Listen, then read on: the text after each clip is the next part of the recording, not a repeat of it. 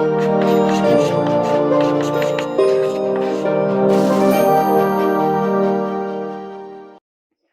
Friends, हम लोग अपना चैप्टर पढ़ रहे हैं फोर्थ, जिसका नाम है reconstitution of A partnership firm, जब किसी पार्टनर की डेथ हो जाती है या फिर वो रिटायरमेंट ले लेता है। लास्ट चैप्टर की तरह ही हम लोग हिडन गुडविल को, प्रछन्न ख्याति को इस वीडियो में पढ़ेंगे। तो देखिए, यही हमारे चैप्टर का नाम है। क्या होती है प्रछन्न ख्याति? हम लोग पहले भी बात कर चुके हैं। यदि फर्म सेवानिवृत्त या फिर मृत साझेदार को भुगतान के रूप में एक मुश्त राशि को हम लोग इंग्लिश में बोलते हैं लमसम। ठीक है, क्या बोलते हैं? Lump sum amount.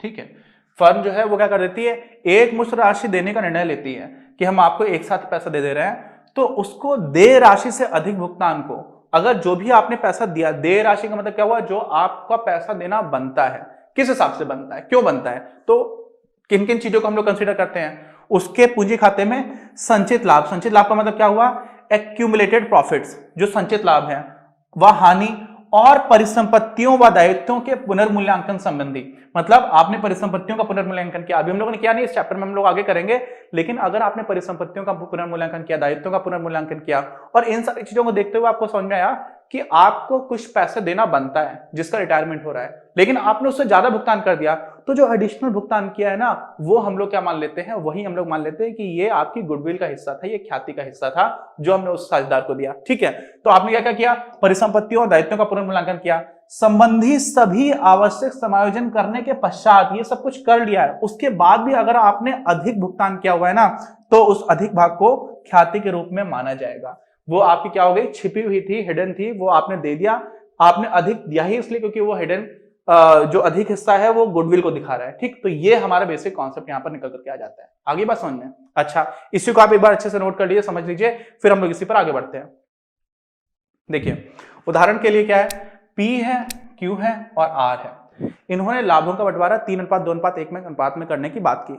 R जो है वो सेवानिवृत्त हो रहा है, यानी कि कौन हो रहा है यहाँ पर, एक वाला हो रहा है, ये सेवानिवृत्त हो रहा है, रिटायरमेंट ले रहे हैं, और उसके पूंजी खातों में संचय, परिसंपत्तियों तथा दायित्वों का पुनर्मूल्यांकन करने के बाद उसके पूंजी खाते का शेष 60,000 रुपए निकलता है। तो यानी कि 60,000 रुपए देना चाहिए आर को, क्योंकि उनका शेष है वो 60,000 रुपए निकल रहा है।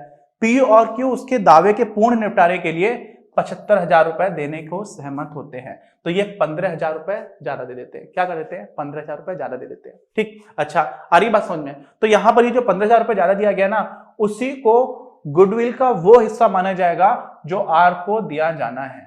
ठीक, अच्छा, यही जो चीज होती प्रदर्शित करता है कि फर्म में आर की ख्याति का भाग 15,000 रुपए है। ये चीज इंपॉर्टेंट है। ये क्यों प्रदर्शित कर रहा है, यही हम लोगों ने पढ़ा कि अगर आपका जो भी एक्यूमुलेटेड प्रॉफिट्स हैं, जो संचय है, जो भी आपने फिर से रीइवैल्यूएट किया, परिसंपत्तियों को, दायित्वों को, उनको रीइवैल्यूएट करने के बाद जो भी पैसा बन रहा था वो 60,000 बन रहा था, लेकिन आपने दिया 75,000, तो जो एडिशनल पार्ट दे रखा है उसी को हम लोग क्या मान लेते हैं, उसी पार्ट को हम लोग मान लेते हैं कि वो गुडविल का हिस्सा है जो हमने जाने वाले साझेदार जिसका रिटायरमेंट हो रहा है उसको दिया है। अच्छा, जिसको पी और क्यू के पूंजी खातों में उनके अभिलाभ अनुपात, अब उनका अभिलाभ अनुपात कितना है, उनका 3:2 था ही पहले से ही। ठीक है, अनुपात 1 तो इनका था, आर का, ये तो जा रहे हैं, तो 3:2 में आप क्या करोगे, 15,000 रुपए को तोड़ दोगे।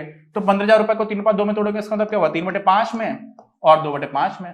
क्यों, 3 और 2 को जोड़ोगे तो 5 हो जाता है, तो 15,000 में 3/5 से गुणा करोगे आप, तो कितना हो जाएगा, 9,000 हो जाएगा। सीधी सी बात है, करके देख लो।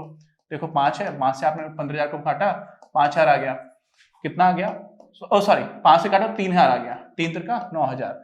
ऐसे ही आप जब यहां पर 2/5 से गुणा करोगे 15,000 का, तो निकल करके आ जाएगा 6,000। तो अब क्या हो जाएगा, पी जो है वो 9,000 रुपए देगा। कहां से देगा, तो पी का जो पूंजी खाता होगा उसको हम डेबिट कर देंगे 9,000 से, और क्यू का जो डेबिट खाता, जो खाता होगा पूंजी खाता, उसको हम लोग डेबिट कर देंगे, उसको भी नाम पक्ष में हम लोग एंट्री कर देंगे 6,000 रुपए से।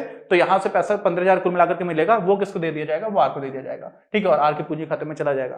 तो 3/2 में मानते हुए कि उनके लाभ विभाजन अनुपात में कोई परिवर्तन नहीं हुआ है, ये हमने इसीलिए मान लिया क्योंकि हमें जब कुछ दिया नहीं आता तो हम लोग जो एग्जिस्टिंग प्रॉफिट शेयरिंग रेशियो आ रहा था उसका कंटिन्यू करते हैं, इसीलिए हम लोग इस अनुपात में बांट रहे हैं। नहीं तो अगर गेनिंग रेशियो कुछ और बदल जाए, देखिए उसी अनुपात में जब आपने कुछ भी नहीं किया होता ना, 3/2 का अनुपात 3/2 ही बना रहता है, ठीक, क्यों? क्योंकि जो एक हिस्सा गया है उसको इन दोनों ने वास्तव में फिर से 3:2 तो में ही तोड़ करके लिया, तभी 3:2 बना रहेगा। तो ऐसी स्थिति में क्या कर देते हैं, ऐसी स्थिति में हम लोग मान लेते हैं कि वही चीज कंटिन्यू रही, इसीलिए हमने 3:2 में तोड़ा। अगर कुछ और हमें गेनिंग रेशियो दिया जाए, हमें दिया जाए कि अभिलाव अनुपात कुछ और है, तो हम लोग उस हिसाब से तोड़ देते हैं। ठीक, अच्छा, के अनुसार नाम किया जाएगा और आर के पूंजी खाते को क्रेडिट कर दिया जाएगा, जमा कर दिया जाएगा, सीधी सी बात है। तो इसमें कौन सी दिक्कत है? देखो 15,000 था, 9,000 और 6,000। 9,000 आपने क्या होगा, पी का, यहाँ पे पी ऐसे लिखा हुआ है देवनागरी लिपि में, ठीक है। तो ये पी हो गया, क्यू हो गया, और आर की पूंजी खाते से, ये थोड़ी सी गलती है, यहाँ पर आर जो होगा वो थोड़ा आगे से बढ़ा करके लिखा जाएगा, क्योंकि जब भी हम लोग क्रेडिट करते हैं थोड़ा आगे से बढ़ा करके लिखते हैं, तो यहां से लिखना चाहिए, ठीक है। आगे बात समझ में? अच्छा, आर के भाग की ख्याति को पी तथा क्यू के पूंजी खाते में उनके त्याग अनुपात 3:2 में संयोजित करने पर हमें ये चीज मिल जाती है, ठीक है। चलिए, बहुत छोटा सा वीडियो था, अभी हम लोग इसी को आगे कंटिन्यू करेंगे अपने इसी कॉन्सेप्ट को अपने अगले वीडियो में। कोई डाउट हो तो प्लीज कमेंट बॉक्स में लेकर के बताइएगा, और वीडियोस पसंद आ रहे हो तो लाइक करिए, चैनल को सब्सक्राइब करिए, बाकी लोगों के साथ शेयर करिए। मिलते हैं।